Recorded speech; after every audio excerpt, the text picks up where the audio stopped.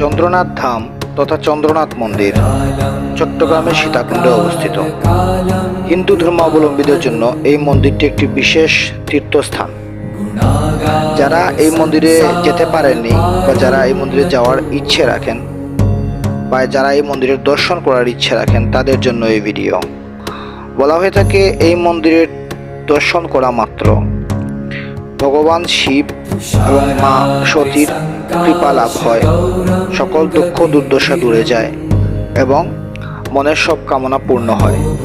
পাশাপাশি আমরা সীতাকুণ্ডের দর্শন করছি, যে কুণ্ডতে মা সীতা স্নান করেছিলেন এবং এই কুণ্ডটিও অনেক পবিত্র আমাদের হিন্দু ধর্মাবলম্বীদের জন্য।